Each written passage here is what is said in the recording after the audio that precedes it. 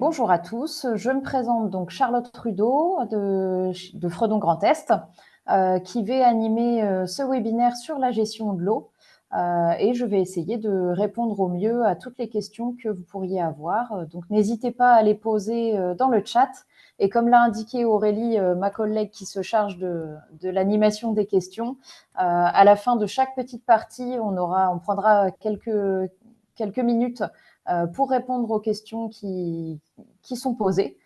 Donc, n'hésitez pas à intervenir. J'ai coupé les micros de tous les participants. Si vous souhaitez intervenir, il faudra du coup réactiver les micros, sinon vous allez parler dans le vide. Mais il n'y a pas de problème, vous pourrez bien entendu réactiver les micros. Hop. Alors, je vais commencer le partage.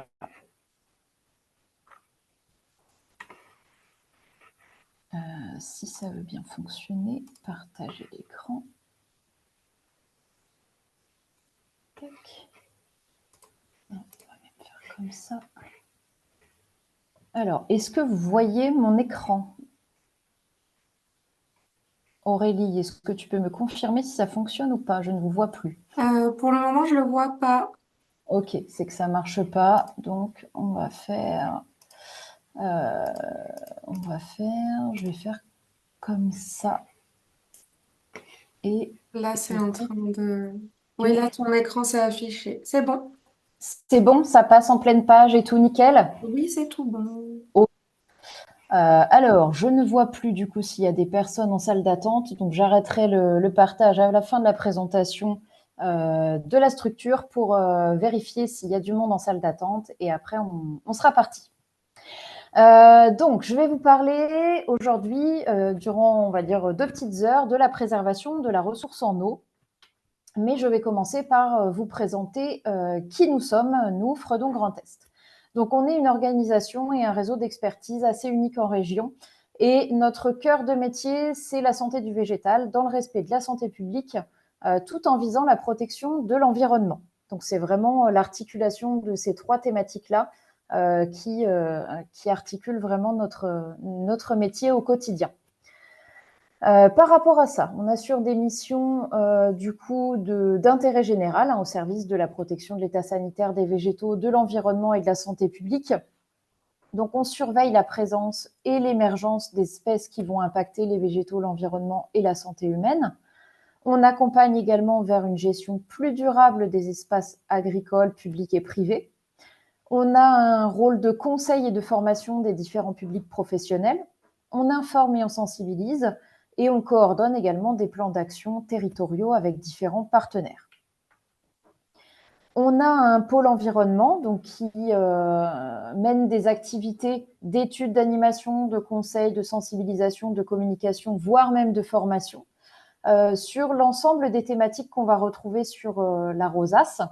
Donc ça va du zéro phyto, de l'entretien durable des espaces verts, à la biodiversité, en passant par l'adaptation au changement climatique, la gestion des déchets verts, de l'eau, du patrimoine arboré. Bref, on essaye d'être assez transversal pour répondre aux problématiques rencontrées notamment par les collectivités au quotidien. Donc, pour développer l'ensemble de ces thématiques dans des missions de sensibilisation, de conseil, d'animation, etc., on a deux partenaires techniques et financiers historiques que sont la région Grand Est et l'agence de l'eau Rameuse qui nous permettent du coup d'intervenir et de mener des actions qui sont gratuites pour les collectivités. On a également, on est partenaire technique de la distinction commune nature et donc on va viser la promotion de cette distinction sur le territoire Grand Est. Tout ça dans le but de favoriser l'environnement au sens large et les démarches qui vont être favorables à cet environnement en Grand Est. Donc cette démarche, elle vise la sensibilisation des élus et agents à la réduction des produits phyto, méthodes alternatives, au développement de la biodiversité, etc. Et ça, c'est une distinction qui est 100% financée par l'Agence de l'eau Rhin-Meuse et la région Grand Est, qui comporte 3 niveaux de distinction et un coup de cœur. Et à ce jour, on a plus de 600 communes qui ont rejoint le dispositif dans la région Grand Est. On a également une activité de surveillance, enfin un pôle santé du végétal qui va mener aussi des actions de lutte contre les nuisibles à la santé, donc les espèces nuisibles à la santé publique. Et les plus célèbres, bah, ça va être les chenilles processionnaires du pin, du chêne, également une plante qu'on appelle l'ambroisie dont le pollen est très allergène, et également une autre plante que vous avez là en photo qui est la berce du Caucase, dont la sève est photosensibilisante. Donc là, on a des plans d'action avec l'ARS pour bah, lutter contre ces petites espèces qui nous impactent beaucoup, nous, humains, au quotidien. Ensuite, donc Fredon Grand Est, nous, on est répartis sur l'ensemble de la région Grand Est. Le siège social est à Reims, on a une antenne à Saint-Poinge et également un site à Malzéville et un autre site à Célestat, donc ce qui nous permet vraiment de conserver cette proximité territoriale avec nos partenaires qui nous tient vraiment à cœur. Donc, je vais cesser le partage un petit peu pour aller regarder s'il y a du monde en salle d'attente. Et tac, tac, tac. Et bien, apparemment, j'ai personne d'autre en salle d'attente. Ah si, 3 personnes. Tac. Donc, bonjour aux nouveaux participants. Je suis désolée, j'avais commencé la présentation de la structure et je vais continuer maintenant. Donc, je vais reprendre. Ah non, le partage fonctionne toujours. Hop. Alors, tiens, hop, une nouvelle personne.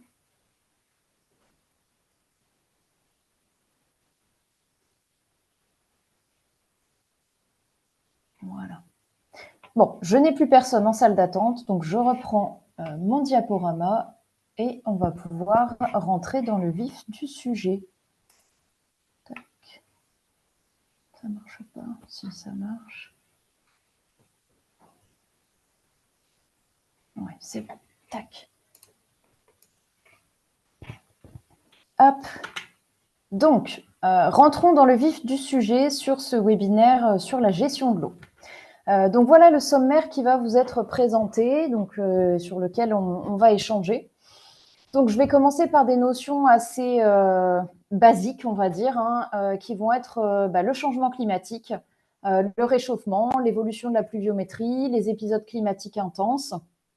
On va voir quelle est la problématique autour de l'eau dans les communes, comment préserver cette ressource, que ce soit quantitativement parlant et qualitativement. Que faire pour préserver la recharge des nappes phréatiques? Ne plus arroser, est-ce une solution? Et enfin, quel comportement adopter en période de restriction? Donc, on va essayer de voir un petit peu tout ça. Donc, n'hésitez pas au fur et à mesure à poser vos questions dans le chat. Je me ferai une joie d'y répondre. Donc, le changement climatique, pour parler de changement, déjà, il faut voir le climat actuel et ce qui est en train de se passer. Donc, le climat actuel, aujourd'hui en France, on peut le séparer en 5 climats différents.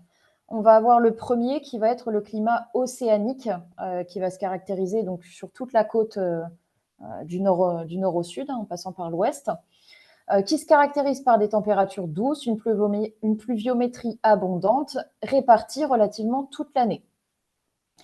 Ensuite, on va avoir, quand on se déplace vers l'est, la deuxième zone de climat qu'on va appeler la zone océanique dégradée, avec une transition entre l'océanique et le semi-continental et le climat de montagne. Donc là, ça se caractérise avec des températures, on va dire, assez douces, mais un petit peu plus marquées, mais surtout une pluviométrie beaucoup plus faible que sur le climat océanique. Enfin, on va arriver dans la zone 3, donc plutôt là sur la partie Grand Est, donc voilà, Grand Est et puis un petit peu Franche-Comté, etc. Donc là, ça se caractérise par des étés chauds et des hivers marqués. C'est le climat semi-continental avec des pluies importantes, notamment en été, sous la forme d'orages. Enfin, la quatrième zone, ça va être la zone de montagne avec des températures décroissantes en fonction de l'altitude. Et enfin, la dernière, c'est le climat méditerranéen avec des hivers doux, des étés chauds, des vents violents, de l'ensoleillement important et relativement peu de jours de pluie, mais avec des épisodes qui vont être très, très intenses. Donc aujourd'hui, le climat en France, tel qu'il devrait être, c'est ça. Et on se rend compte que c'est en train de changer. Donc par rapport à ces zones climatiques, on va avoir des situations normales de précipitation, c'est-à-dire de pluie. Donc on va constater avec cette carte que donc plus c'est rouge, moins il pleut. Globalement, on a des pluies qui vont être un peu plus importantes sur les reliefs, le littoral breton-normand, et puis un petit peu dans le sud, enfin sur la côte sud-ouest. Et par contre, on va avoir des pluies qui vont être plus faibles sur la moitié nord et le centre-nord, et également faibles, voire très faibles, sur le pourtour méditerranéen. Donc ça, c'est la situation normale. On voit bien que ça reste assez cohérent avec les zones climatiques qu'on a vues précédemment, à savoir qu'en zone de montagne, il pleut quand même de façon assez importante, notamment avec les apports de neige en période hivernale. Et sur la côte, on voit que le climat océanique apporte de la pluie à peu près toute l'année. Donc voilà pour la situation à peu près normale du climat. Le changement climatique, c'est quoi? Si on prend une définition du site Actu Environnement, ça désigne l'ensemble des variations des caractéristiques climatiques en un endroit donné au cours du temps, donc que ce soit une phase de réchauffement ou de refroidissement. Le changement climatique, c'est quelque chose qui est naturel, qui est cyclique. Cependant, aujourd'hui, la problématique, c'est que c'est fortement accéléré par l'homme et ses activités. Voilà, on est certainement dans une phase naturelle, mais le laps de temps sur lequel ça se passe est vraiment fortement accéléré. Et ça, la planète a un petit peu de mal à assimiler tout ça. Donc, le changement climatique, qu'est-ce que ça fait au niveau du monde? Il va y avoir une élévation du niveau des mers et des océans, une accentuation des événements climatiques extrêmes, donc que ce soit sécheresse, inondations, tempêtes, cyclones, etc. L'équilibre écosystémique donc des forêts et d'autres choses va être un petit peu déstabilisé. On va avoir des menaces sur le cycle de l'eau et les ressources en eau. Baisse de production dans le monde agricole, désertification et perte de superficie émergées, réduction de la biodiversité, et enfin, prolifération et extension des zones de maladies tropicales à des endroits qui étaient jusque-là épargnés. Donc voilà à peu près ce qui va se passer dans le monde. Et si on regarde un petit peu en France, qu'est-ce qui va nous concerner plus spécifiquement? Donc, élévation du niveau des mers et océans. Bon, vous allez me dire, en Grand Est, on est relativement épargné. Tant mieux, mais sur les côtes, effectivement, la carte va se redessiner un petit peu avec des falaises qui vont peut-être s'écrouler, des dunes qui vont reculer, etc. Réduction du caractère tempéré du climat avec un réchauffement moyen de l'ordre de 2 degrés. Modification du régime des précipitations, donc on aura plus de pluie en hiver et moins en été. Disparition de la masse des glaciers alpins, donc de 30 à 50% en fonction du siècle qui va venir. Réduction de l'épaisseur du manteau neigeux. Et enfin, on va avoir une conséquence aussi qui va nous toucher, qui est l'affaiblissement du courant océanique Gulf Stream, avec comme conséquence un refroidissement général sur l'Europe, notamment sur des périodes hivernales. Donc, c'est des choses qui se sont déjà vues par le passé. Ça amène notamment un refroidissement, donc c'est assez en contradiction avec le réchauffement climatique actuel, mais malgré tout pas tant que ça, puisque en fait, c'est notamment sur les périodes hivernales où on pourra avoir des épisodes de froid un peu plus intenses. Voilà. Je ne vais pas m'étendre sur le sujet du Gulf Stream. Si vous souhaitez plus de renseignements, n'hésitez pas à les creuser, c'est assez intéressant. Alors, le changement climatique en France, ça se montre également par un déficit des précipitations. Alors, vous allez me dire, cette année n'est pas forcément la bonne pour parler de déficit en matière de pluie. Mais malgré tout, on regarde par rapport aux années précédentes. Si on prend la carte donc, de la pluviométrie entre juillet 2018 et juin 2019, en prenant une référence des années 80 à 2010, on constate une diagonale, donc nord-est-sud-ouest, sur laquelle on a clairement un déficit ce qui fait qu'on peut avoir des zones qui sont très sèches, voire extrêmement sèches, avec du coup très peu de pluie. Malgré tout, on conserve encore des zones qui sont autour de la normale, notamment dans le sud. Alors, ça ne veut pas dire qu'il pleut beaucoup. Ça veut dire que sur le climat méditerranéen, il pleut normalement assez peu. Et on est sur quelque chose qui reste assez similaire. Le changement climatique, c'est également donc l'évolution de la température annuelle moyenne. Donc, si on prend en période de référence les années 80-90, avec une échelle 0, on constate que entre 90 et 99, on a déjà pris à peu près 1 degré. Et entre 2000 et 2009, on a passé la barre des 1 degré et on est au-delà de 1,4, 1,6 degrés supplémentaires, ce qui fait que globalement, il fait plus chaud aujourd'hui que dans les années 80. Tout le monde se souvient de ces fameuses cartes des prévisions qui avaient été faites par Evelyne Delia, si je ne m'abuse. Donc en 2014, on prévoyait une température max pour août 2050 qui était à 43 degrés. Et puis on se rend compte que ces 43 degrés, ils sont largement atteints maintenant, hein, certains étés. Donc en 2002, on a revu cette carte avec des prévisions d'août 2050 avec une température maximum qui peut monter du coup jusqu'à 48 degrés, ce qui fait que ça a quand même bien chauffé en 8 ans entre ces deux cartes de prévision. Donc on se rend compte que le réchauffement, c'est quelque chose qui est bien réel. Alors, si on prend une modélisation à 2100, qu'est-ce qui va se passer au niveau de la France ?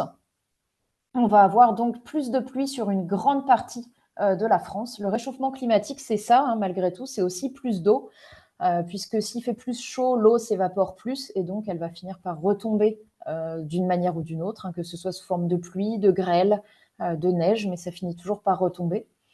Donc on aura une hausse du niveau de la mer, une hausse du risque incendie et également plus de sécheresse, donc que ce soit sur des périodes rapprochées, mais on estime voilà, qu'il y aura 1 à 2,5 sécheresses supplémentaires sur la période 2040 à 2070 par rapport à 1980-2010. Donc c'est quand même assez important. Le changement climatique, c'est également des épisodes climatiques violents qui peuvent arriver de façon très localisée. Donc j'ai pris des exemples Champardonnais, mais je n'ai aucun doute sur le fait que vous avez également rencontré ça sur des territoires lorrains et alsaciens. Donc des épisodes d'orage intense, de grêle, de vent violent. Donc voilà la taille des grêlons qui sont tombés en juin 2021 pas très loin de Reims, donc une belle balle de ping-pong qui doit bien faire bien mal quand elle tombe sur la tête. Toujours en juin 2021, des coulées de boue, hein, notamment à Givet dans les Ardennes. Et également, juin 21, donc les abords du canal qui ont été inondés à Reims, avec des routes coupées, etc., enfin des avenues complètement sous l'eau. Donc on est sur des épisodes vraiment très très intenses où il va tomber 200 mm d'eau en 2 heures de temps et à ce moment-là, le sol n'est plus en capacité d'absorber et on se retrouve avec ce genre de remontée d'eau. Donc voilà pour la première partie. Aurélie, y a-t-il des questions pour l'instant ou pas? Non, je ne vois pas de questions actuellement. Donc, n'hésitez pas, je vous le rappelle, si vous avez des questions, à les poser dans l'espace chat. Comme ça, à chaque fin de sous-partie, on pourra en discuter et les traiter avec Charlotte. Hop, je viens de réadmettre des personnes qui étaient encore en salle d'attente. Donc, je regarde si ça passe et si c'est tout bon. Bon, j'en ai un qui... Ouais, c'est tout bon. Allez, je reprends mon diaporama. Donc, bienvenue aux nouveaux qui nous ont rejoints. Je suis désolée, je n'ai pas les notifications comme quoi il y a des personnes en salle d'attente. Donc, je regarde de temps en temps, mais je ne peux pas le faire tout le temps. Donc, ça y est, je reprends. On va voir maintenant quels sont les usages de l'eau dans les espaces verts pour les communes. Les usages, ils sont multiples, hein, donc il y a l'arrosage d'une part et le nettoyage d'autre part. Donc l'arrosage, qu'est-ce qu'on arrose quand on est une collectivité? Donc principalement, on va dire les jeunes plantations, que ce soit des arbres, des arbustes, des vivaces, également bien sûr les annuels, mais là du coup on tombe sur la deuxième catégorie avec les massifs, hein, donc d'annuels ou de vivaces, qui peuvent bénéficier d'arrosage, les jardinières également, et également certaines pelouses, qu'elles soient sportives ou d'agrément, peuvent nécessiter d'être arrosées. Enfin, pour le nettoyage, là, on va avoir le nettoyage des rues, notamment avec des balayeuses, mais également le lavage des machines, des matériels, qui peuvent du coup utiliser quand même une certaine quantité d'eau pour faire que ce soit bien propre et éviter d'endommager le matériel ou de disséminer également des graines, etc., sur un autre chantier. Donc en soi, ces usages de l'eau, ils ne sont pas problématiques, mais ce qui est problématique, c'est la disparité d'accès à l'eau. C'est-à-dire que certains vont avoir accès à cette eau de façon très simple et d'autres n'auront pas du tout accès à l'eau et ça va être problématique pour eux. L'eau, c'est bien sûr une ressource commune à tous, qu'on soit particulier, collectivité, professionnel, agriculteur, enfin voilà, on a tous accès à la même eau et chacun va avoir des besoins par rapport à cette eau. Et ce qu'il faut avoir en tête, c'est que des restrictions d'usage peuvent intervenir et du coup vont impacter tout le monde, donc tous ceux qui ont besoin d'avoir accès à cette eau.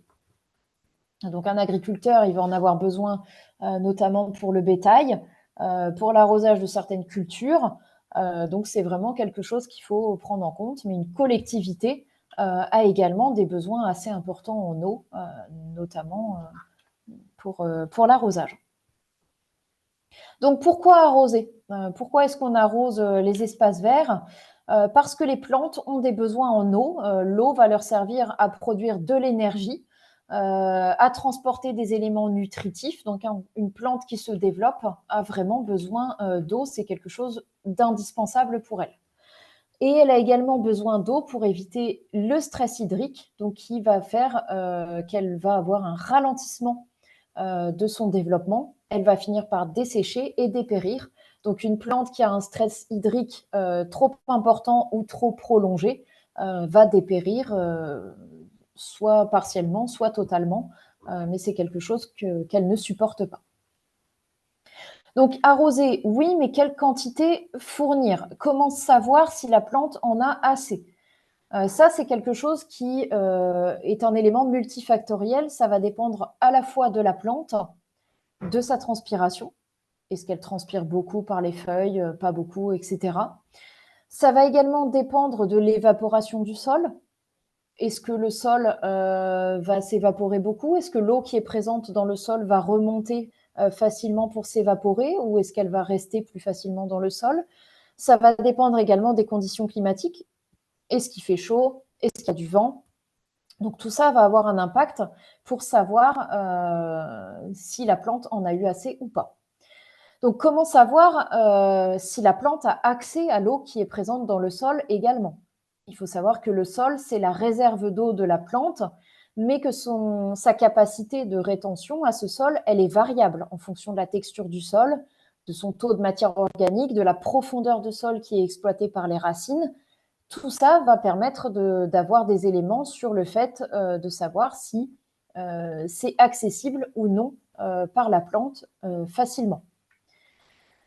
Si la plante y a accès facilement, c'est ce qu'on appelle la réserve utile. C'est la quantité d'eau maximale que le sol peut contenir et qui est utilisable par la plante.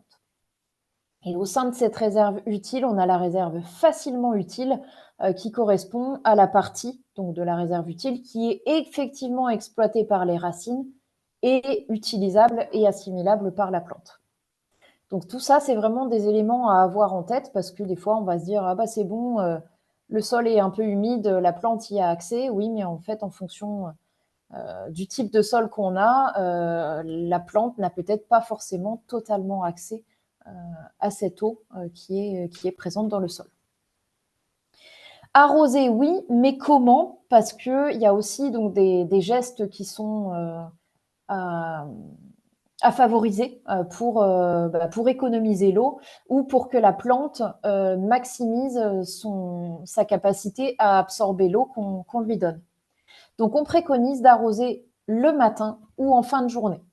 Donc là, il y a deux écoles. Il y a des inconvénients et des avantages aux deux. Il faut savoir que le matin, ça permet à l'eau de s'infiltrer pour que la plante en bénéficie dans la journée. Et le soir, ça permet à la plante de prendre tout ce dont elle va avoir besoin également au cours de la journée, donc d'assimiler pendant la nuit.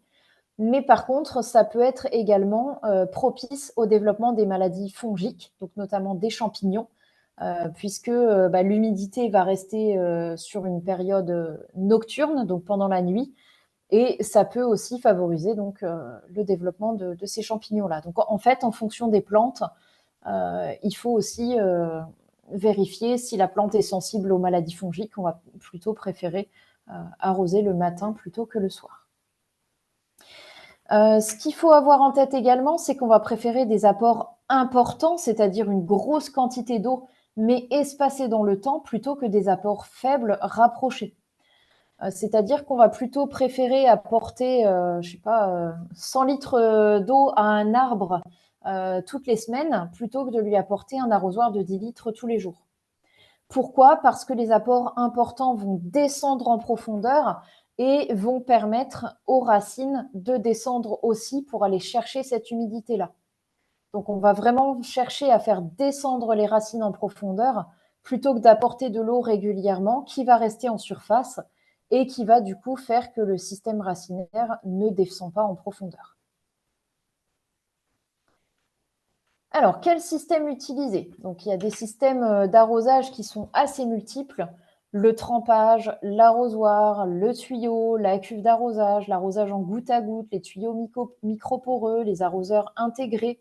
On a également des systèmes électroniques par électrovanne ou des systèmes d'arrosage centralisés. Donc, on va voir un petit peu ce que c'est tout ça pour voir quel système mettre en place à quel endroit. Donc le trempage, c'est quelque chose qu'on fait souvent en tant que particulier, hein. C'est la meilleure méthode pour imbiber complètement un pot, une jardinière. Donc on va mettre la plante dans une bassine, on trempe complètement et la motte va s'imbiber par les trous présents au fond du pot, hein. Donc l'eau va remonter et la plante va être bien imbibée et va avoir beaucoup à boire. Donc le trempage, c'est quelque chose qu'on peut faire donc, sur les plantes en godet, en motte, en conteneur, avant plantation. Ça permet vraiment de bien mouiller la motte, de saturer le terreau en eau et de constituer une petite réserve qui va être assez intéressante pour la reprise des végétaux. Donc c'est pour ça qu'on essaye vraiment de faire ça au moment où on va replanter les végétaux dans les massifs, par exemple. Et ça, c'est une technique qui est valable pour les plantes qui n'aiment pas avoir les feuilles ou les fleurs mouillées, ce qui est il y en a quand même une majorité. Donc, c'est quand même assez intéressant à mettre en place. L'arrosoir, là, je ne vais pas non plus vous faire un cours sur l'arrosoir. C'est un arrosage classique qui permet d'être précis, mesuré, d'apporter juste ce qu'il faut. Donc, on peut arroser au goulot, donc sans la paume d'arrosoir, en faisant couler un filet d'eau plus ou moins gros pour que la terre l'absorbe vite ou non. Et l'arrosage avec une paume permet d'arroser donc des petites zones de semis à la volée ou des bandes larges sans déranger les graines, ce qui serait le cas avec un arrosage au goulot. Le tuyau d'arrosage, c'est un petit peu le même principe que le tuyau, que l'arrosoir. C'est quelque chose qui est précis, léger à porter, sauf si vous avez 200 mètres de tuyau à traîner. Et l'avantage de ce tuyau, c'est que ça permet d'éviter de déplacer une réserve d'eau, mais ça veut dire qu'il faut malgré tout avoir soit une cuve sur laquelle brancher un tuyau, soit le réseau d'eau à proximité, donc ce n'est pas forcément le plus simple. La cuve d'arrosage, donc là, c'est un dispositif mobile qui permet le transport de l'eau vers les différents points à arroser. Et je pense que toutes les collectivités aujourd'hui, ou presque, ont ce genre de cuve pour transporter l'eau d'un point A vers un point B. Ensuite, on va avoir l'arrosage au goutte à goutte ou en micro-irrigation. Donc là, l'eau est délivrée très lentement, donc en moyenne 2 à 4 litres par heure selon le type de goutteur. Ça permet donc d'éviter des déperditions par évaporation, puisque ça permet vraiment la goutte va s'infiltrer tout de suite dans la terre. Donc ça, c'est assez intéressant. Et ça permet un apport d'eau de manière très localisée, donc juste à l'endroit où il va y avoir le tuyau. Ça va permettre d'humidifier donc la terre et donc les racines sur une hauteur qui va être jusqu'à 60 cm au maximum. Donc on reste malgré tout sur un arrosage assez superficiel. Et on peut coupler ça avec la distribution d'engrais également qui permet d'apporter à manger à nos plantes. Alors, les tuyaux microporeux, donc c'est à peu près, c'est assez similaire avec les tuyaux précédents. Donc, ça permet de laisser suinter des gouttelettes, donc qui sont vraiment très très fines. Ça fonctionne à basse pression et ça distribue un petit peu plus d'eau que précédemment, hein, donc 9 litres par heure, en humectant le sol, donc sur une largeur de 30 à 50 cm. Donc c'est pareil, on reste sur quelque chose d'assez superficiel. Donc comme c'est disposé au sol, ça limite donc le risque de maladies fongiques, hein, donc cryptogamiques. Ensuite, on va avoir les arroseurs intégrés à canon sur chariot mobile. Donc c'est une technique qui va imiter l'action de la pluie. L'arrosage va être assez homogène sur la surface qui va être arrosée, donc sous réserve d'un bon réglage du matériel, bien entendu. Donc ça fait sous forme de pluie, hein, donc des gouttelettes assez fines pour permettre une bonne infiltration. Ça va permettre de remplir le sol réservoir de manière contrôlée. Et pour imiter la pluie, l'eau est envoyée sous pression et retombe en fines gouttes sur le sol. Donc ça ressemble à quoi? Ce sont des arroseurs qu'on peut trouver notamment sur des aires de jeu, hein, donc des asperceurs fixes, ou alors implantés en périphérie des terrains de jeu, hein, donc qui sont toujours fixes, mais du coup en périphérie des terrains. Ou alors des asperceurs mobiles, hein, comme le petit chariot sur roulette que vous voyez sur la photo du milieu en bas, là, qui permettent de se déplacer, par exemple, sur un terrain de sport pour arroser à différents endroits. Donc les asperceurs fixes, on a l'étuyère, hein, donc c'est un petit tuyau qui sort de terre, qui permet d'arroser de 0 à 360 degrés, hein, donc ça fait vraiment le tour. Donc c'est des dispositifs qui vont se soulever de hauteurs différentes en fonction des matériels et qui vont utiliser, on va dire, au maximum 1 mètre cube par heure. Après, on va avoir des turbines, donc pareil, qui peuvent également se soulever, mais là d'un peu plus haut également. Et elles vont balancer un peu plus d'eau, hein, donc de 12 à 30 mètres cubes par heure, selon le matériel. Et elles ont une façon de tourner un petit peu différente. Elles font que 40 à 360 degrés et pas de 0 à 360. Alors, on a également des arroseurs à impact. Hein, donc là, c'est toujours à peu près le même système. Ça va arroser sur une portée de 5 à 15 mètres et ça va utiliser entre 0,3 mètres cubes heure à 2 mètres cubes par heure. Ça, c'est des systèmes qu'on rencontre sur terrain de foot notamment. Et les canons à eau qui ont tendance à disparaître, hein, donc c'est un peu, à disparaître, on va dire, sur les terrains de sport, qu'on retrouve malgré tout encore beaucoup, notamment en zone agricole, hein, ces canons à eau. Donc là, ils vont avoir une portée qui peut être très très longue, hein, 24, 60 mètres. Donc là, on est sur des systèmes qui sont vraiment sous pression et qui peuvent avoir un débit vraiment assez important, hein, de 8 mètres cubes à 85 mètres cubes heure. Donc là, c'est vrai que ça arrose tout de suite avec une quantité assez importante. Alors, sectorisation par électrovanne, qu'est-ce que ça veut dire? Ça veut dire qu'on peut avoir des systèmes connectés, donc avec des robinets, des vannes de commande plus ou moins sophistiquées, mais qui vont permettre de s'ouvrir et de se fermer en réponse à une impulsion électrique basse tension.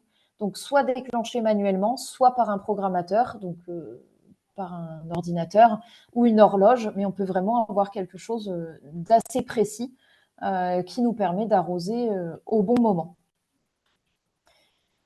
Donc l'ouverture des électrovannes peut être aussi asservie à une station météo. Donc ça veut dire qu'on va pouvoir avoir un suivi avec un hémomètre, par exemple, qui va permettre de suspendre l'arrosage lorsque le vent est trop fort. Parce qu'en cas de vent, l'eau va être dispersée plus facilement et ne va pas atteindre les racines des plantes ou le végétal en lui-même. Donc voilà, un anémomètre. Après, on peut également coupler avec un pluviomètre qui va interrompre le programme lorsqu'il pleut ou qu'il a plu. Un tensiomètre qui va mesurer l'humidité dans le sol et qui va juger si l'arrosage est nécessaire ou non. Il n'y a pas plu depuis un moment, mais le sol est encore bien humide, il n'y a pas besoin d'aller arroser. Si la réserve utile de la plante est encore bonne, il n'y a pas besoin d'aller remettre de l'eau dans le sol, donc on va faire des économies d'eau de ce côté-là.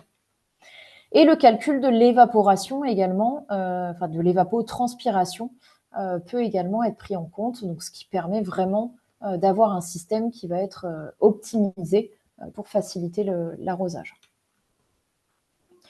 Et donc, on peut avoir un système centralisé, hein, donc sur ordinateur.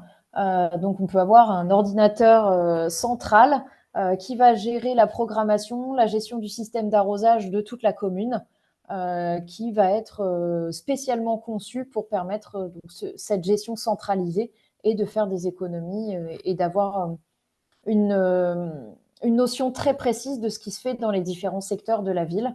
Et ça peut être vraiment très, très intéressant. Donc ça permet un réel contrôle, ça va adapter automatiquement le temps d'arrosage en réponse aux variations de l'environnement, donc c'est vraiment quelque chose d'important. Après, on peut avoir différentes données hein, avec des statistiques et ça peut vraiment être intéressant. Autre système intéressant à développer peut-être, ça va être l'Oya. Donc ce sont des pots en céramique microporeuses qu'on va enterrer près des plantes, qu'on va remplir d'eau. Et la terre étant poreuse, hein, donc la céramique étant poreuse, elle va laisser échapper progressivement l'eau et l'humidité nécessaire et va donc humidifier une zone autour de cette Oya et ça va permettre d'être accessible pour les racines. Donc voilà à quoi ça ressemble. Hein. Donc on a des oyas enterrés, donc c'est le pot de gauche avec la photo du milieu. Et on a également des oyas à planter, donc là qu'on peut mettre dans des jardinières par exemple, qui sont en général dessinés, donc ça en fait vraiment des objets de décoration.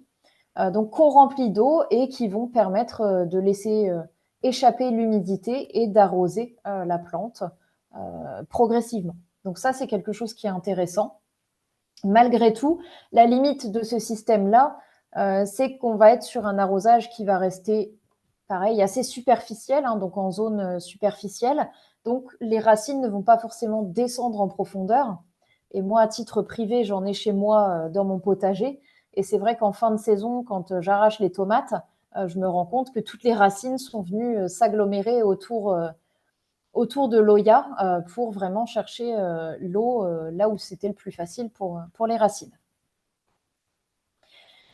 Donc les Oyas, il faut savoir qu'il en existe différentes tailles et également qu'il peut y avoir donc des Oyas libres, c'est-à-dire en individuel, donc avec une zone de diffusion d'eau qui peut aller jusqu'à 1 mètre de long. Et on peut également avoir des systèmes d'Oya reliés entre eux. Donc là, on est plutôt sur un système un petit peu d'arrosage connecté, c'est-à-dire qu'à un bout, on branche sur le système et ça va remplir les Oyas les uns après les autres. Et après, ça permet de diffuser l'eau aux plantes. Donc c'est assez intéressant. Et en fonction des massifs ou des potagers, c'est des systèmes qui peuvent être mis en place pour la gestion de l'eau. Donc pour résumer, arroser oui, mais en prenant en compte de nombreux paramètres pour arroser le plus correctement possible. Voilà, donc c'est la fin de cette partie. Aurélie, y a-t-il des questions? Alors, j'avais Monsieur Burtin qui demandait si certains des participants utilisaient des Oyas dans leur commune. Donc, j'ai une personne qui a répondu pas chez nous, mais si certains veulent profiter d'un petit moment pour réactiver leur micro et faire part d'une expérience concernant les Zoya, n'hésitez pas, c'est le moment. Oui, je sais que j'ai ma collègue Lucie en Alsace qui m'a parlé qu'effectivement il y avait des tests dans certaines communes en Alsace. Alors, je ne sais pas si elles sont présentes parmi nous ou s'il y en a d'autres qui ont fait des tests, mais je vous laisse la parole. Dans le chat, je ne vois rien en tout cas. Hop. Bon, je continue à accepter des nouveaux participants qui n'auront pas eu accès à tout. J'en suis désolée. Ah, donc on a la commune de Guebwiller qui aurait testé. N'hésitez pas à activer vos micros si vous souhaitez en parler de vive voix. Je vois, donc j'ai que le prénom Camille qui en a testé apparemment dans sa commune. Ah, malheureusement, je n'ai pas de micro. Ah, dommage. On va rester sur notre fin. Tant pis. Bon, après, c'est pas grave. Ça peut être intéressant même de prendre les coordonnées. Après, on pourra vous mettre en relation éventuellement si vous le souhaitez pour échanger sur ce qui a été fait, les réussites, etc. Oui, j'ai Ça, également on la pourra. commune d'Eguisheim qui teste, mais depuis cette année, donc pas encore de retour apparemment. Ouais. Et puis cette année est quand même un petit peu particulière Mm. par rapport à l'eau. Alors, je ne sais pas si c'est pareil en Alsace ou ici, mais à Reims, là seulement qu'on a un petit peu de soleil.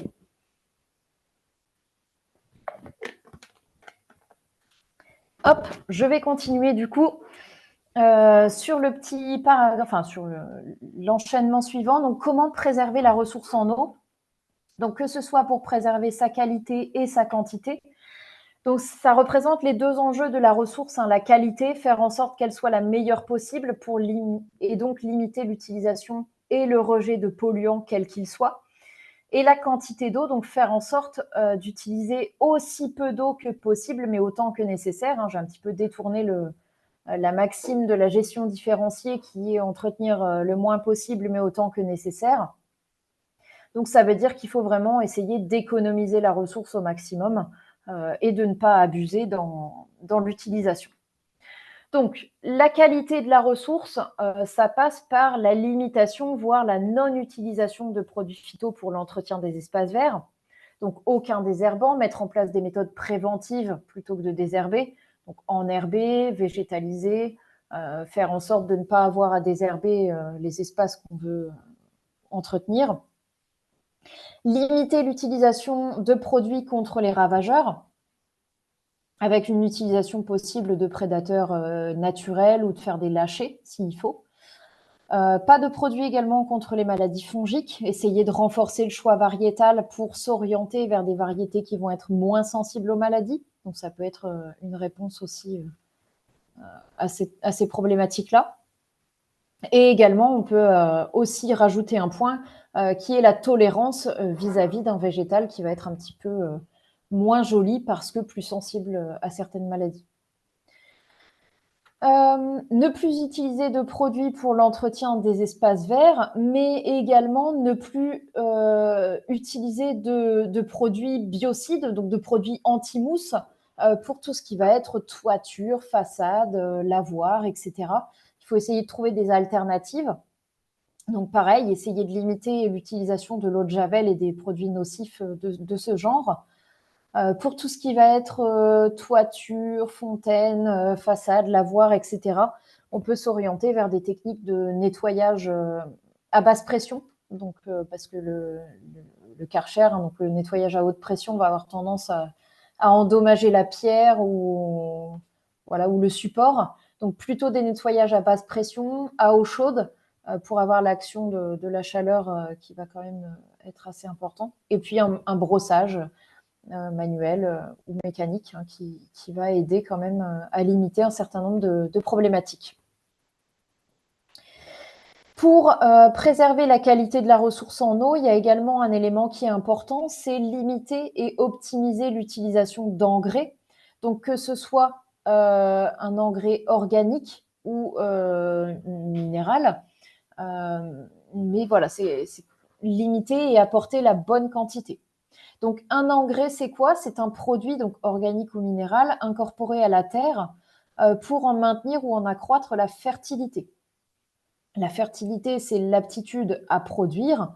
Et ce qu'il faut avoir en tête, c'est que l'engrais va nourrir la plante. C'est quelque chose qui va être assimilable directement par la plante, qui va lui permettre de grandir ou de faire de la fleur, de la racine, mais c'est quelque chose qu'elle va pouvoir utiliser tout de suite dans son métabolisme.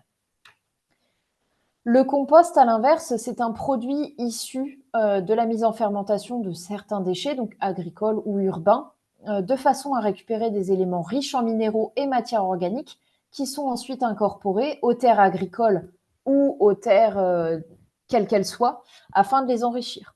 Et là, le compost n'est pas un engrais, c'est un amendement qui a pour objectif de nourrir le sol. Donc, il va nourrir le sol et notamment la vie du sol, hein, donc les vers de terre, toute la petite faune, les bactéries, etc. Et une fois que la vie de ce sol a assimilé le compost et l'a vraiment rendu disponible dans le sol, à ce moment-là, ça va libérer des éléments minéraux qui vont être directement assimilables par la plante. Mais mettre du compost et dire je nourris ma plante, il faut savoir que ça ne se fait pas immédiatement. Il y a un petit laps de temps dans le processus pour que la plante se nourrisse effectivement. Donc les engrais, leur utilisation permet l'apport d'éléments nutritifs pour la plante. Et après, il faut savoir qu'il y a différents éléments dans l'engrais. Donc les plus célèbres, c'est les fameux NPK, donc azote pour le N, P, donc phosphore, et K, potassium. Il faut savoir par contre que chacun va avoir une spécificité. Donc l'azote, on va en donner pour le développement des feuilles et favoriser une croissance végétative.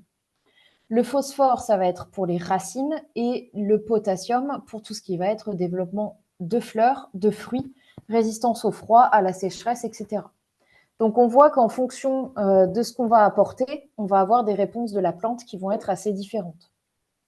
Donc il ne faut vraiment pas se louper dans l'équilibre des apports parce que ça peut faire des massifs de plantes vertes, alors que voilà, si vous mettez de l'azote au lieu du potassium, vous allez avoir une forêt de feuilles et pas forcément des fleurs très très jolies.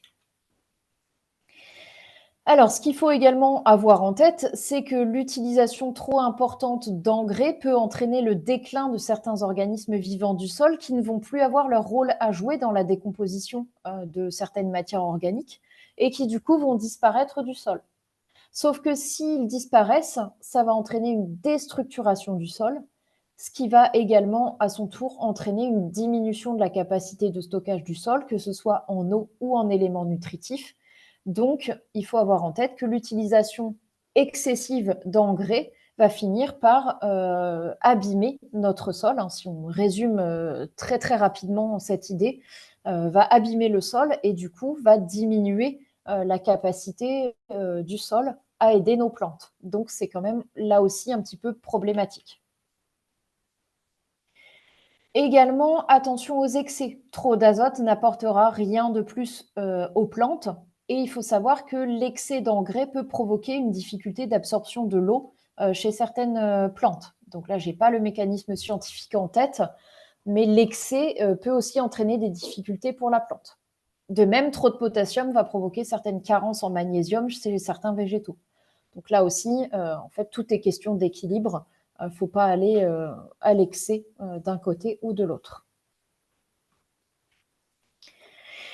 Le compost, c'est donc quelque chose qui va permettre d'apporter des éléments nutritifs pour le sol et qui va nécessiter un équilibre dans les apports. C'est-à-dire qu'il va falloir avoir d'un côté des déchets bruns, donc secs et assez riches en carbone, et structurants, donc du broyat de bois, des feuilles mortes, des branchages, du carton, etc. Et également des déchets verts, humides, qui vont être riches en azote, notamment les déchets de cuisine, les tontes, etc. Donc il faut vraiment un apport entre les deux. À titre d'exemple, le compost chez les particuliers est souvent en déficit de déchets bruns et il y a souvent un excès de déchets verts, ce qui fait qu'on peut avoir une problématique d'un compost trop tassé qui ne se déséquilibre pas bien et qui va avoir des mauvaises odeurs. Donc, il faut vraiment avoir les deux pour avoir le meilleur compost possible.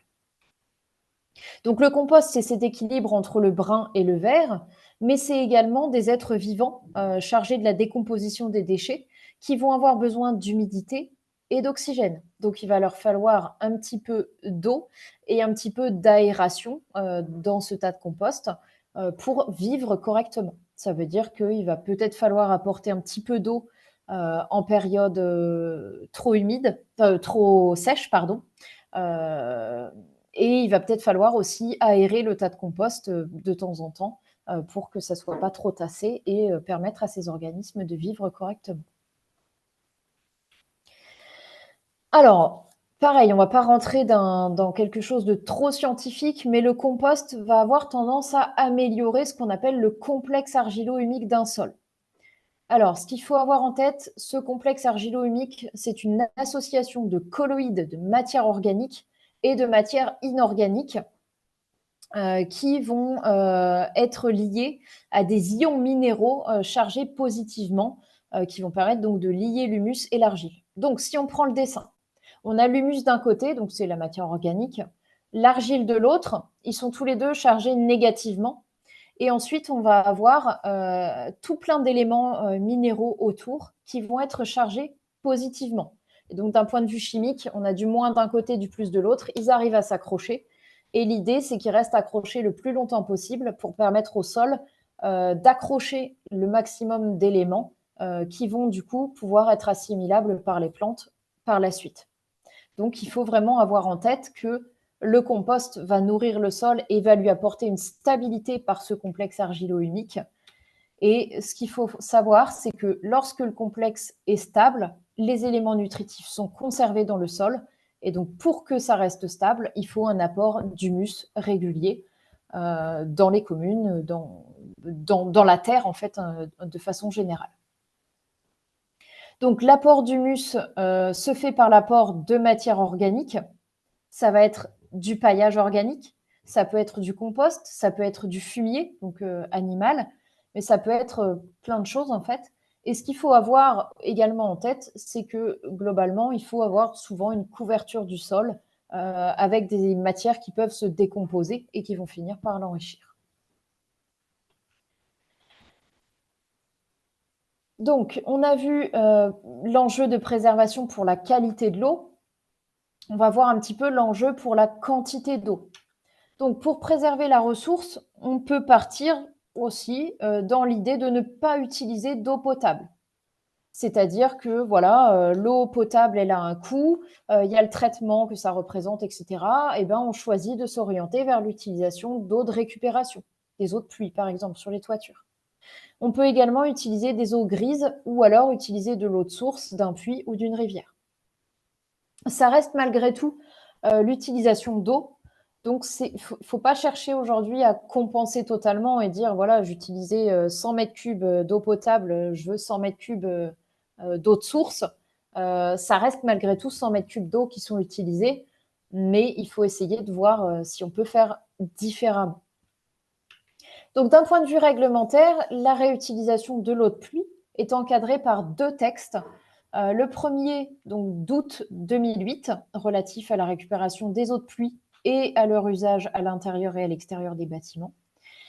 Et également un texte de 2023 relatif aux usages et aux conditions d'utilisation des eaux de pluie et des eaux usées traitées. Donc là, c'est pareil, je ne vais pas vous faire l'analyse très détaillée de tout, hein. Il y a des extraits d'articles, etc. Mais l'idée, c'est de noter ces textes et si c'est quelque chose que vous souhaitez mettre en œuvre, c'est d'aller étudier les textes un petit peu plus en profondeur. Donc, ce qu'il faut avoir en tête, c'est que l'article 2 de l'arrêté de 2008 va nous indiquer que l'eau de pluie peut être utilisée pour des usages domestiques extérieurs au bâtiment et notamment l'arrosage. Par contre, la notion qui est importante à prendre en compte, c'est en dehors des périodes de fréquentation du public. Donc, on peut utiliser l'eau de pluie pour arroser, mais il faut que le public soit absent pour faire cela. On a également l'article 3 qui nous définit dans quelles conditions cette eau de pluie doit être réutilisée, hein. Donc, les équipements qui doivent être mis en place. Donc, on nous dit qu'il doit y avoir des parois à l'intérieur du réservoir constituées de matériaux inertes, etc. Ce qui est intéressant, c'est aussi que les aérations doivent être munies de grilles anti-moustiques. Oui, parce que la problématique moustique est également prise en compte dans cet arrêté arrosage. Donc après, on nous explique qu'il faut également une discontinuité avec le réseau de distribution d'eau potable, hein, pour éviter les contaminations. Et on nous dit également qu'à proximité de chaque point de soutirage d'une eau impropre à la consommation humaine, il doit y avoir le petit pictogramme comme quoi l'eau n'est pas potable, pour éviter tout risque d'accident avec quelqu'un qui boirait de l'eau qui n'est pas potable. Donc voilà pour ce texte de 2008. Ensuite, on va partir sur le texte de 2023 qui, lui, dit que l'utilisation des eaux de pluie est possible sans procédure d'autorisation, c'est-à-dire qu'il n'y a pas besoin de demander des autorisations normalement au préalable. Donc, si on conclut, la réutilisation de l'eau de pluie, c'est possible, mais en dehors de la présence des passants. Ensuite, on peut partir sur la réutilisation des eaux grises. Alors, les eaux grises, qu'est-ce que c'est? Ce sont les eaux usées domestiques, donc des eaux de lavage, qui vont provenir essentiellement de la cuisine et de la salle de bain. En résumé, c'est l'eau issue des éviers et des lavabos, utilisée pour le lavage des fruits et légumes, des mains, du visage, etc. Donc, il est possible aujourd'hui de réutiliser cette eau grise et les modalités... Oh, pardon, je me suis trompée de bouton. Donc, les modalités sont fixées notamment dans un texte de décembre 2023 qui va nous définir différents éléments. Donc, l'article 1 va nous dire que les eaux usées ne peuvent être utilisées sans traitement, c'est-à-dire qu'il faut un traitement au préalable. L'article 2 va nous définir tous les termes relatifs à ce texte réglementaire pour ne pas faire de boulettes. L'article 4 à 8 va nous donner prescriptions relatives à la production, au stockage, à la distribution et à l'utilisation des eaux usées traitées.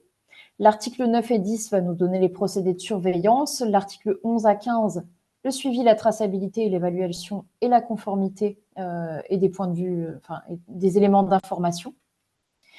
Et ce qu'il faut également avoir en tête, c'est qu'on a un tableau avec les annexes qui nous dit si l'usage est possible selon le niveau de qualité des eaux usées. C'est-à-dire qu'il y a différents niveaux, donc A, B, C, D.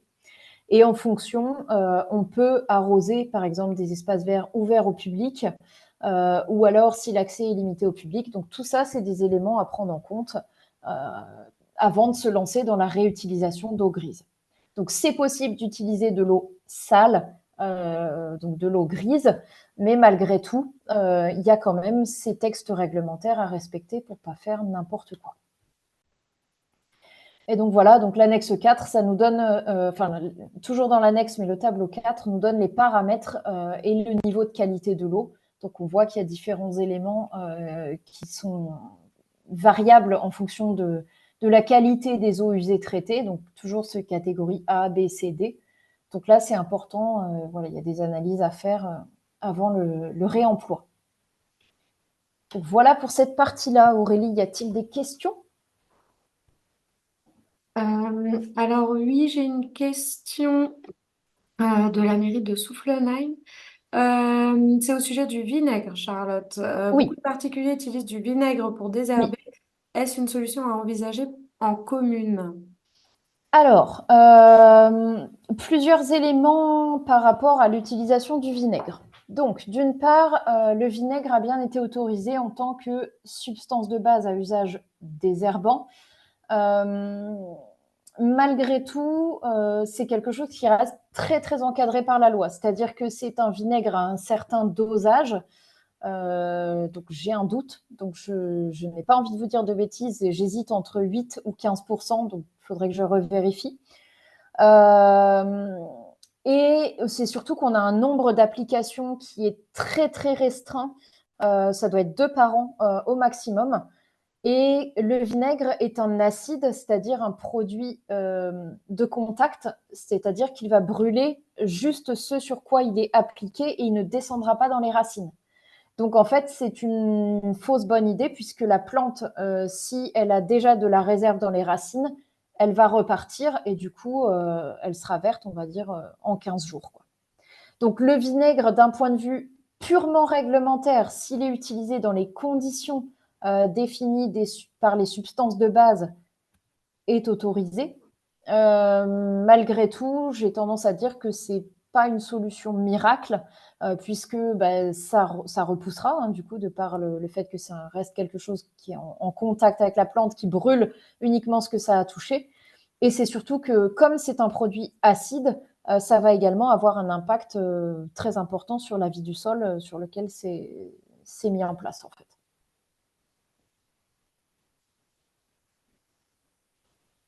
Donc, si vous voulez plus d'informations sur le vinaigre, allez sur le site de l'ITAB, donc c'est l'Institut technique de l'agriculture biologique. Et là, vous aurez toutes les substances de base qui sont autorisées avec les conditions dans lesquelles elles peuvent être mises en place. Je vous mets le lien Super, dans la merci Aurélie. discussion. Tiens, j'ai une autre question, Charlotte, au sujet Oui. du vinaigre. Quelle différence y a-t-il si le vinaigre est combiné à du sel? Ah, donc le vinaigre, j'ai répondu. Donc le vinaigre, c'est quelque chose qui est autorisé si on est dans les conditions définies par la substance de base. Le sel, c'est complètement différent puisque le sel n'est pas autorisé en tant que désherbant. C'est quelque chose qui, vu que c'est pas autorisé, est du coup totalement interdit. C'est-à-dire qu'on rentre dans un détournement d'usage et on n'a pas le droit de désherber avec du sel. Alors, pour ce qui est de l'efficacité, par contre, je dois dire que c'est quelque chose qui est totalement redoutable et ça fonctionnera effectivement très très bien puisque le principe du sel, quand vous épandez du sel sur de la terre, par exemple, donc sur un sol quel qu'il soit, euh, toute l'eau qui est contenue dans le milieu va sortir pour essayer d'aller diminuer la teneur en sel dans le sol. C'est-à-dire que tout ce qui est vivant va se dessécher et va perdre son eau pour aller rééquilibrer la teneur en eau dans le sol. Donc si vous avez un ver de terre qui est au passage dans le sol, il va se dessécher complètement, il va perdre son eau. Si vous avez une plante, elle va perdre son eau également. Donc c'est vraiment quelque chose qui est redoutable et qui a une persistance dans le sol qui est quand même assez importante et qui du coup est totalement destructrice pour le sol puisque ça reste un moment et ça stérilise le sol. Donc il faut vraiment faire attention à ça. Attention à tous les cocktails et les recettes miracles qu'on peut trouver. Le particulier a du mal à être sensible à la question, donc c'est aussi notre devoir de collectivité et de professionnels d'essayer d'expliquer ça ou du moins de casser la tête à ces idées reçues. Je regarde si on a d'autres questions. Est-ce qu'on aura le lien sur la documentation? Alors, si jamais vous avez des besoins qu'on vous envoie de la documentation particulière, on vous notera notamment les coordonnées de Charlotte dans la Oui, les discussion à la coordonnées fin. seront à la fin du diapo, donc il ne faudra pas hésiter voilà, si vous avez des Voilà. questions. S'il vous faut un complément de document, y a pas de souci, on pourra vous transmettre ça. Hop, je vais quand même regarder. Ah, j'en ai encore en salle d'attente, dis donc, c'est fou. Hop. Et pour le moment, je vois pas d'autres questions, Charlotte. Eh bien super, je continue alors. Du coup, on va continuer sur comment favoriser la recharge des nappes phréatiques. Donc, on va voir un petit peu quelles sont les techniques d'infiltration, qu'est-ce que la désimperméabilisation pour voir un petit peu comment faire tout ça. Alors, je vais commencer par favoriser la recharge des nappes phréatiques avec une petite carte de la situation des nappes au 1er juin 2024. Donc, il faut savoir que le BRGM, hein, donc c'est le bureau minier, ils font des cartes tous les mois pour mettre à jour la situation des nappes phréatiques. Si on regarde cette carte, globalement, elle est très très bleue. Et j'ai envie de dire, c'est plutôt une bonne chose pour les nappes phréatiques cette année. C'est-à-dire que si on prenait les cartes des années précédentes, on était en jaune, en orange, en rouge. Donc, c'est quelque chose de plutôt positif d'avoir du bleu. Donc, on voit que c'est une carte qui est favorable sur la majeure partie du territoire, mais que malgré tout, on a des secteurs qui vont être un petit peu en souffrance, on va dire comme toujours. Malheureusement, c'est le cas de Perpignan. Hein, on voit que c'est très sec. Donc, eux, ils sont en période de restriction d'eau depuis déjà, je crois que ça doit faire plus d'1 an. Donc, c'est assez dramatique. Mais on voit que en Alsace aussi, hein, on a quand même des nappes qui ne sont pas forcément très, très hautes ou qui peuvent, qui sont un peu plus sensibles ou qui mettent plus de temps à se recharger. Mais il faut faire attention à ça. Et il faut savoir aussi que ça peut aller très très vite. Hein. Là, s'il arrête de pleuvoir, ça peut aller très très vite à repasser dans d'autres couleurs. Donc la recharge des nappes, ça passe par l'infiltration de l'eau pluviale. Et pour qu'il y ait infiltration, il faut qu'il y ait porosité et perméabilité. Alors, on va voir après les petites définitions. Mais ce qu'il faut avoir aujourd'hui en tête, c'est qu'on a beaucoup de terres artificialisées, imperméabilisées et qui du coup ne permettent pas l'infiltration de l'eau là où elle tombe, ce qui du coup peut être problématique lorsqu'on a des épisodes pluvieux très très intenses. Donc la porosité, c'est quoi? C'est qu'il contient des pores et un pore, c'est un canal microscopique qui va exister au sein d'une matière solide et qui va permettre de faire passer des choses par ce canal microscopique. Donc, ça peut être la terre, hein, par exemple, qui va avoir des pores. Ça peut être notre peau également. Hein, on transpire par les pores de notre peau. Donc, des pavés drainants, ils vont avoir également des pores. Et le fait de drainer, c'est quoi? C'est conçu pour favoriser le drainage des précipitations et l'infiltration de l'eau dans le sol. Donc, ça peut être des matières drainantes, des joints, des résines, des sols techniques, ou ça peut être également des pavés.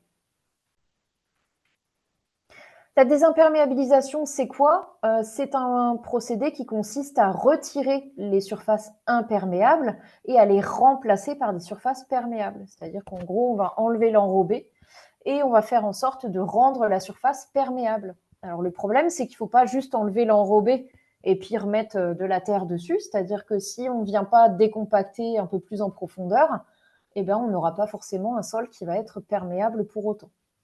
Imperméable, qui ne laisse passer aucun liquide, donc pas d'eau non plus. Et perméable, ça va se laisser traverser ou pénétrer par d'autres corps, donc l'herbe, la terre, etc.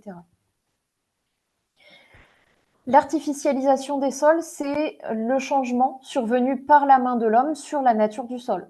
Donc l'urbanisation, c'est le facteur principal. Donc l'étalement urbain, voilà, on construit 20 à 30 000 hectares par an. Et non, l'étalement urbain représente 20 à 30 000 hectares par an. Et on estime que l'équivalent de la surface du Luxembourg sera artificialisé en France d'ici 2030. Donc voilà, on continue à artificialiser certaines terres, avec pour conséquence une amplification du risque d'inondation, une perte de biodiversité, le réchauffement climatique également, le ou les réchauffements, parce qu'il y a différents phénomènes, la pollution, la réduction de la fertilité des terres, le renforcement donc des îlots de chaleur urbains ou des points chauds urbains vraiment plus ciblés. Donc ça peut vraiment avoir des conséquences multiples. Ce qu'il faut également avoir en tête, c'est qu'une rivière, elle va avoir un cours d'eau avec un débordement dans le lit majeur, c'est-à-dire qu'elle a son lit normal, et puis de temps en temps, elle peut sortir. Donc c'est ce qu'on appelle le lit majeur. Du coup, l'enjeu, ça va être de ne pas construire ou d'installer des personnes ou des biens ou des activités économiques dans ce lit majeur. Sinon, on va avoir un risque d'inondation et de gravité variable selon l'aléa. Voilà. En cas de crue importante, si vous avez une usine qui est implantée, l'usine va être inondée et là, on est sur quelque chose qui peut avoir des conséquences dramatiques. Donc, essayez de respecter aussi ces cours d'eau et notamment les lits majeurs et mineurs de ces cours d'eau. Donc, la problématique, c'est qu'aujourd'hui, il faut essayer de donner ou de redonner des zones d'infiltration au sol, donc que ce soit dans les espaces verts, donc les massifs, des espaces enherbés, donc gazon, prairies, etc. Dans des espaces de stationnement également, des parkings, hein, mettre en place des revêtements perméables, drainants, qui vont permettre à l'eau de s'infiltrer. Et ça peut également être dans les espaces de circulation, que ce soit des voiries légères ou même lourdes. Aujourd'hui, il y a des procédés qui permettent à l'eau de s'infiltrer. La problématique, elle est à prendre en compte dans tous les projets, c'est-à-dire lors de la création d'espaces, mais également lors de la réhabilitation d'espaces. Donc là, si on prend cette photo que j'ai mis en exemple, donc c'est une rue de Reims qui, en fait, a été refaite sous le principe de chaussée réservoir. C'est-à-dire que l'eau qui va tomber, donc ça sera l'eau de pluie qui va tomber dans cette rue, va s'infiltrer dans ce qu'on appelle donc une chaussée réservoir, qui va permettre l'infiltration un peu plus en profondeur de cette eau. C'est-à-dire que ça va vraiment s'infiltrer tranquillement, alors qu'avant, on était sur quelque chose de totalement imperméable, qui du coup contribuait à l'inondation d'une avenue un peu plus loin, qui était du coup sous les eaux de façon assez régulière lors des épisodes pluvieux intenses. Donc c'est vraiment quelque chose qui demande une grosse réflexion, parce que là on a des bâtiments de part et d'autre, il y a des caves, donc il y a également voilà, des systèmes de protection qui ont été mis en place pour que l'eau de pluie qui s'infiltre n'aille pas ruisseler dans les caves. Donc on est vraiment sur quelque chose de complexe techniquement, mais malgré tout, qu'il est possible de réaliser. Donc c'est ça qu'il faut avoir en tête aussi, c'est qu'aujourd'hui, même si on a des problématiques, bien souvent, on trouve des réponses à ces problématiques pour répondre à tous les enjeux. Donc, les techniques à mettre en œuvre, ce qu'il faut avoir en tête, c'est qu'il n'y a pas une seule technique, mais un panel de solutions qui s'offrent à nous. Et il y a des choses qui vont fonctionner très bien chez les uns et qui vont fonctionner moins bien chez vous. Parce que ce ne sera pas forcément le même type de sol, parce que ce ne sera pas forcément la même problématique à 100%. Donc, il faut vraiment connaître le panel pour essayer de trouver là où les solutions à mettre en œuvre sur vos territoires. Donc, il faut aller de plus en plus vers la déconnexion du réseau d'eau pluviale, qui va permettre à l'eau de s'infiltrer au plus près de là où elle tombe. Et pourquoi pas s'orienter vers le renvoi des eaux pluviales vers des zones d'infiltration, donc que ce soit des bassins, des noues, des chaussées à structure réservoir. Mais voilà, on essaye de l'infiltrer au plus près de là où elle tombe.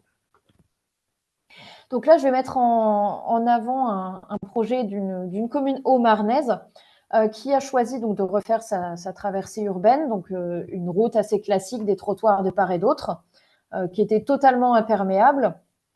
Et ils ont choisi de refaire donc les trottoirs, ils n'ont pas touché à la chaussée, et ils ont choisi d'orienter les eaux de pluie qui tombaient, donc des trottoirs, vers les massifs. C'est-à-dire que voilà, ils ont conservé malgré tout des caniveaux en bord de route, mais toute l'eau qui tombe sur les trottoirs est orientée vers les massifs, et ça permet du coup l'arrosage des massifs. Donc c'est un projet qui leur convient totalement, même s'ils reconnaissent que voilà, ils sont pas passés à quelque chose de 100% perméable, etc. Mais ça répondait à leurs problématiques. Donc c'est quelque chose qu'ils souhaitaient mettre en avant aussi pour partager leur expérience. Alors, quels matériaux mettre en œuvre? On va avoir ce qu'on appelle du béton drainant. Donc là, si on prend ces quelques images, on voit bien que quand vous avez de l'eau qui coule, donc carrément sous une paume de douche, ça traverse très facilement, donc ça s'infiltre très facilement en dessous. Donc voilà, par contre, il faut qu'en dessous du béton drainant, le sol soit perméable également pour être en capacité d'absorber ce flux d'eau qui arrive. Donc le béton drainant, si on prend voilà, une vidéo, donc on fait couler un tuyau d'arrosage, on l'arrête, 2 secondes après, on voit encore une légère flaque d'eau, 5 secondes après, il n'y a plus de flaque d'eau, c'est sec.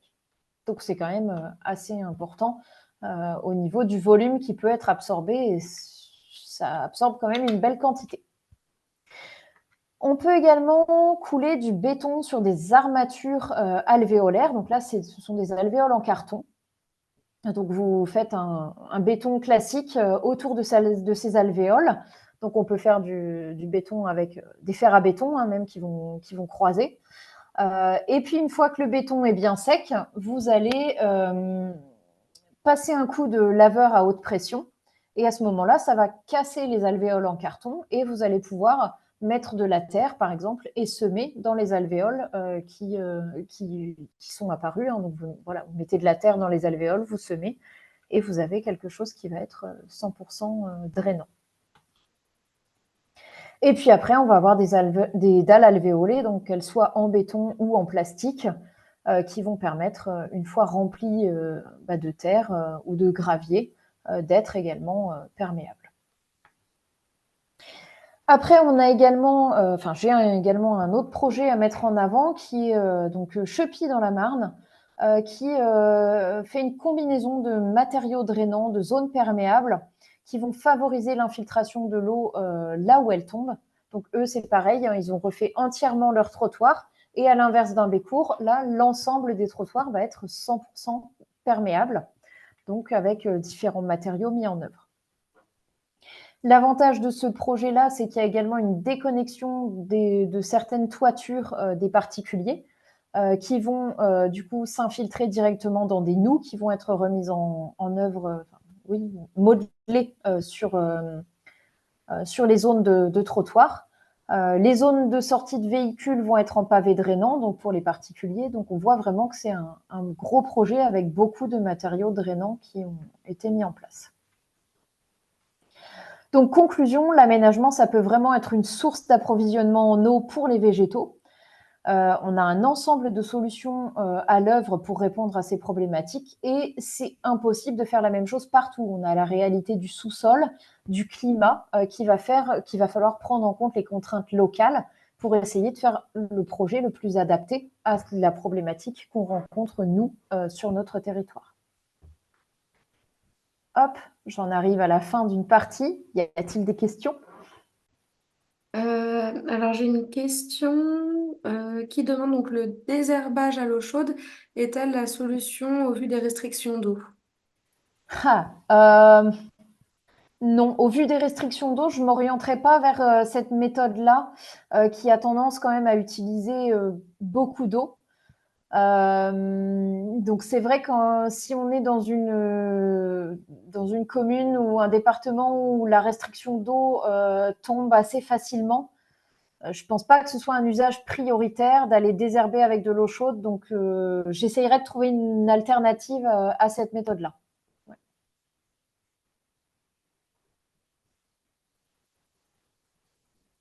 Pas d'autres questions? Non, je vois pas d'autres questions Non? actuellement. Eh bien, super. J'enchaîne.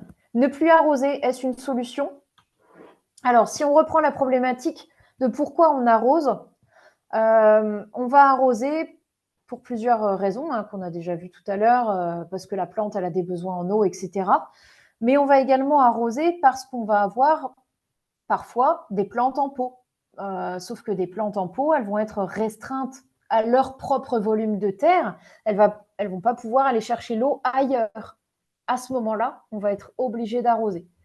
Mettre une plante en pot sans l'arroser, c'est la condamner si on est en période de sécheresse. Pourquoi arroser? Donc ces plantes en pot, voilà, on vient de le voir, mais on a également des jeunes plantes pour les aider à se développer, à faire de la racine, à aller chercher l'eau en profondeur. Elles, il va falloir les aider à reprendre. Donc que ce soit de la vivace, des arbustes, des arbres, les jeunes plantes, il va falloir les aider au démarrage et il va du coup falloir les arroser. Donc l'arrosage semble indispensable, notamment pour ces jeunes sujets et leur enracinement. Donc pour autant, est-ce qu'on doit arroser régulièrement après la plantation? On va dire que peut-être pendant 1 an, on peut essayer d'arroser régulièrement, mais toujours en ayant en tête qu'il vaut mieux privilégier donc un arrosage avec des quantités un peu importantes mais espacés dans le temps, qui vont faire que les racines vont descendre en profondeur pour aller chercher l'humidité. Donc arroser pendant 1 an, on va dire oui, mais attention également à l'arrosage au bon endroit. J'ai fait une formation récemment. On nous dit que voilà, on plante un arbre, on arrose la motte au démarrage, mais souvent on continue à arroser la motte pendant 1 an. Sauf que le système racinaire va se déplacer, il va grandir autour de la motte. Donc peut-être que dans 6 mois après la plantation d'un arbre, c'est plus la motte qu'il faut arroser, c'est peut-être un peu plus autour. Donc, il faut aussi prendre ce paramètre en compte, c'est-à-dire que le système racinaire grandit et donc il faut arroser au bon endroit. Alors, petite photo volontairement provocatrice, doit-on continuer à fleurir en pot et en bac? Par rapport à ces photos présentées sur ce diaporama, ma réponse va être non, parce qu'on pourrait faire autrement. Souvent, les collectivités souhaitent mettre en avant un patrimoine. Donc là, les photos, c'est le cas, hein. Donc on a une fontaine, enfin une ancienne pompe à bras d'un côté, une ancienne baignoire sur l'autre. Clairement, ce sont donc des éléments importants à mettre en avant, il n'y a pas de problème là-dessus. Par contre, installer des fleurs dans ces bacs, c'est en fait s'enfermer et s'obliger à aller les arroser puisque le volume de prospection racinaire va être trop faible. Alors que là, on pourrait faire autrement, c'est-à-dire privilégier l'installation de la plante en pleine terre, puisque là, on est sur un endroit où on peut tout à fait mettre un massif en pleine terre. Donc, à cet endroit précis, si on peut enlever le pot et le bac, il vaut mieux s'orienter vers ce type de solution.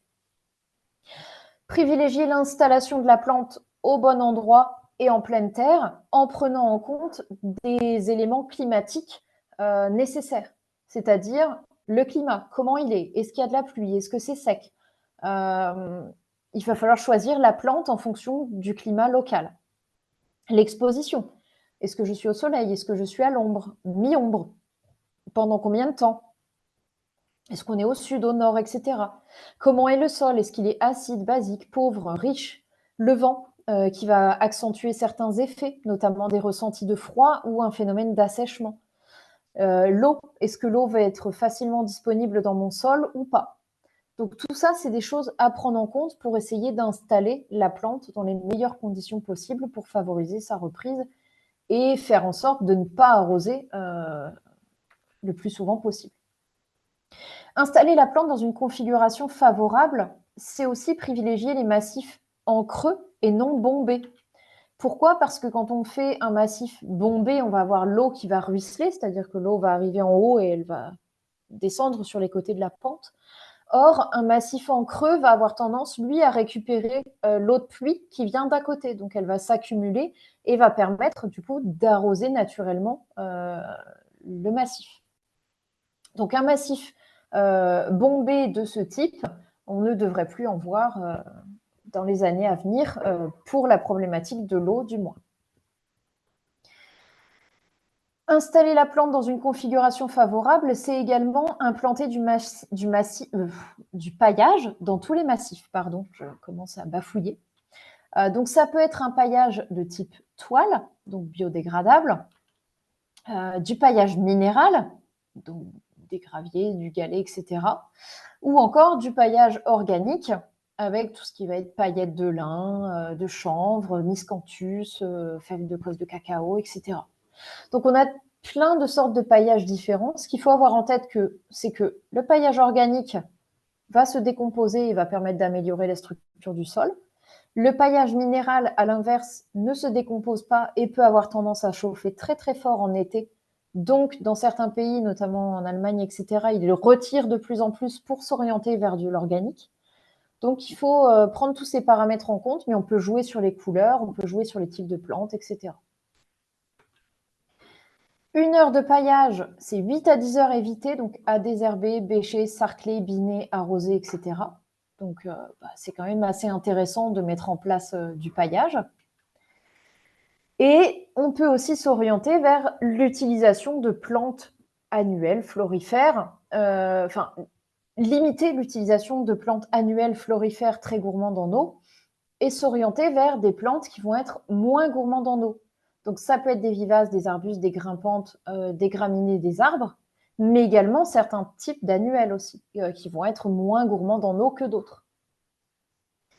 Et après, on peut jouer avec ces plantes, hein, notamment des vivaces, etc. Mais moins gourmandes en eau peut-être, mais est-ce qu'elles sont moins belles? Pas forcément, puisqu'on va avoir la possibilité de jouer notamment sur des feuillages panachés, sur la légèreté des feuillages, le mouvement qui peut même parcourir les saisons, puisque les graminées, ça peut être sympa aussi en hiver. De jouer avec les écorces, hein, donc que ce soit sur des arbustes ou des arbres.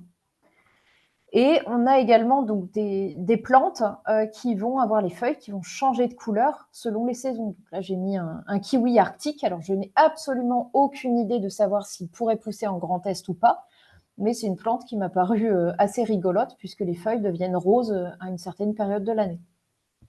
Donc, on peut vraiment jouer avec tout un tas de fleurs. Et l'idée, c'est de pas arrêter complètement les annuels si c'est pas votre choix, mais ça peut être de jouer avec les fleurs afin d'avoir quelque chose d'esthétique et d'évolutif en fonction des années. Y a-t-il des questions? Non, pas de questions sur cette partie. J'ai juste une personne qui rebondissait sur le désherbage à eau chaude, donc qui confirme que c'est une alternative en phytosanitaire, bien sûr, mais un petit doute sur le bénéfice, temps d'application et temps Ouais. d'action. Oui, aussi. Puisque comme n'importe quelle méthode thermique, ça va réveiller les graines en dormance dans le sol, donc ça va aussi faire lever, enfin la chaleur va faire lever les graines donc, qui sont présentes dans le sol. Donc, plutôt sur des méthodes, enfin, plutôt sur des surfaces imperméables pour limiter justement ce stock de graines présent dans le sol. Quoi. Merci, Bon, Charles. je vais C'était enchaîner. tout. Je vais enchaîner avec la dernière partie. Donc, quel comportement adopter en période de restriction c'est ce que j'appelle pour moi les arrosages esthétiques. Donc, des pelouses. Avoir une pelouse verte en pleine période de canicule, c'est pas forcément, à mon avis, quelque chose de vertueux à mettre en avant. Un massif qui est implanté, qui ne présente pas de risque de perte de végétal parce que voilà, la plante elle est bien enracinée, elle est forte, etc. On peut tout à fait cesser l'arrosage de ce massif-là. Et également les arbres. Alors après, il faut savoir que voilà, dans certains cas de figure, il y a certaines collectivités qui font le choix d'arroser des grands arbres pour leur permettre de continuer à transpirer et donc de rafraîchir l'atmosphère en ville. Donc là aussi, ça peut être un choix à faire. Malgré tout, un arbre, normalement, avec le système racinaire qu'il a la capacité de survivre à certains épisodes secs. Malgré tout, si c'est tous les ans ou plusieurs fois par an, au bout d'un moment, ça peut le mettre à mal comme n'importe quel végétal. Ça peut également être l'arrêt de l'installation des plantes hors sol. Voilà, on peut faire autrement, on peut faire des massifs en pleine terre, où on choisit d'arrêter complètement le hors sol, les pots, etc. Et ben on arrête, comme ça, on n'aura plus à arroser ces éléments-là. N'arroser que ceux qui doivent l'être. Les pelouses sportives avec des enjeux de match importants, là, j'ai bien conscience qu'on n'aura pas le choix que d'arroser. Et les végétaux qui viennent d'être plantés, c'est dommage de les avoir plantés et de dire non, je ne peux pas les arroser, je les laisse crever. Non, on va essayer quand même de faire en sorte qu'ils reprennent et de ne plus avoir à les arroser dans les années à venir, mais on va les aider la première année au moins. Un comportement à mettre en avant, c'est un comportement exemplaire, donc on peut chercher aussi à montrer l'exemple. Mettre en avant qu'on n'arrose pas avec l'eau du réseau, par exemple. Si on a réussi à faire des alternatives, ça peut être super à mettre en avant. Être cohérent dans ses actions et expliquer aux habitants. Le fleurissement évolue. C'est plus uniquement de la fleur, c'est de la végétalisation, c'est de l'embellissement. C'est de la mise en valeur de l'environnement local, mais ce n'est plus uniquement de la fleur. On va avoir des solutions mises en place par les collectivités qui vont être une pierre à l'édifice, qui peuvent du coup pour certaines être extrapolées dans les jardins de particuliers. Et l'idée, ça va être d'expliquer, je fais ça pour telle et telle raison, vous pouvez également faire ça, et ça peut des fois contribuer à faire changer certaines petites choses. Expliquer aux gens donc les possibilités des collectivités, récupérer l'eau de pluie sur des toitures de bâtiments publics, par exemple un atelier municipal qui se refait, on peut dire on choisit de récupérer l'eau de la toiture pour tel et tel usage. On peut utiliser l'eau de pluie pour alimenter les sanitaires. Changer de vision autour de la végétalisation, repenser l'embellissement de façon globale. Mettre en place des systèmes pour économiser l'arrosage ou arroser mieux. Tout ça, ça peut être quelque chose que les collectivités peuvent faire. Et quels exemples citer qu'un particulier puisse refaire chez lui? Récupérer l'eau de pluie pour l'arrosage. Moi, à titre d'exemple, chez moi, à titre privé, les gouttières de ma maison arrivent dans la gouttière du voisin. Donc, je ne peux pas récupérer l'eau de pluie. Donc, j'ai installé des gouttières sur la cabane de jardin de mon fils pour pouvoir récupérer de l'eau. Donc, pour mon petit potager. Donc, voilà, c'est de l'eau qui ne s'infiltre pas directement quand il pleut, mais c'est de l'eau qui va s'infiltrer quand je la remettrai dans mon potager. Donc, malgré tout, il y a quand même une connexion. Récupérer l'eau de lavage des légumes pour aller arroser les plantes en extérieur. Jeter cette eau de lavage sur des surfaces perméables plutôt que dans l'évier. Comme ça, on contribue à enrichir la nappe à notre moindre échelle. Mettre en place du paillage dans son jardin, installer des zoyas, ne plus arroser autant qu'auparavant. Tout ça, c'est des choses qu'on peut également essayer de faire changer pour le particulier. Voilà, donc j'en ai terminé avec ce diaporama. Donc voilà, si vous avez des questions, n'hésitez pas à réactiver vos micros. Voilà, je me ferai une joie d'essayer d'y répondre au mieux.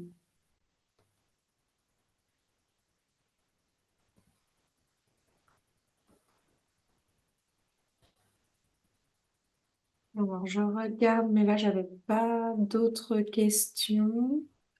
Donc, comme Charlotte vous disait, n'hésitez pas. C'est le moment. On est encore disponible quelques minutes pour vous répondre.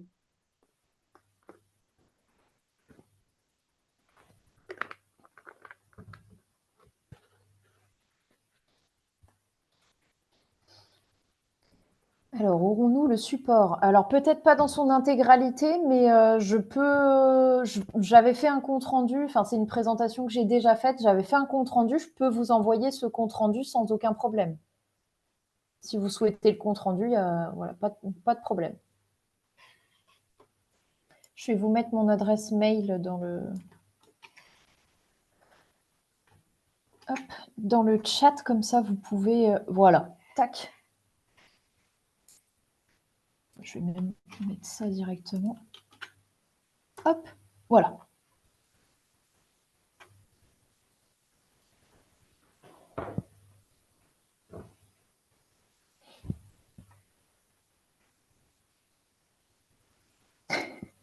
Oui, je verrai si on vous le transférera peut-être avec une protection.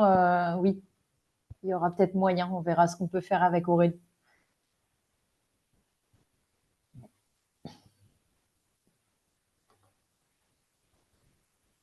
Et le webinaire sera mis en ligne également sur sur YouTube, sur notre chaîne. Donc vous pourrez aller le revoir s'il y a des éléments qui vous intéressent. Je vais vous mettre le lien de la chaîne YouTube. Et Charlotte, j'ai une question sur Oui. une mare pédagogique. Oui, bien sûr, vous pouvez me contacter aussi à ce sujet-là. Je me ferai une joie de vous répondre si vous êtes en Champagne-Ardenne ou alors de vous orienter vers mes collègues si vous êtes sur un autre territoire. Mais il n'y a pas de problème. Vous pouvez me contacter là-dessus.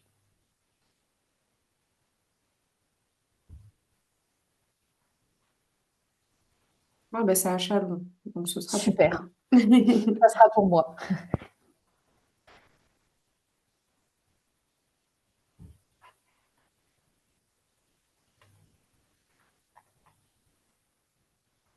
Bon, s'il n'y a pas d'autres questions, je vais arrêter l'enregistrement et puis je vais vous libérer.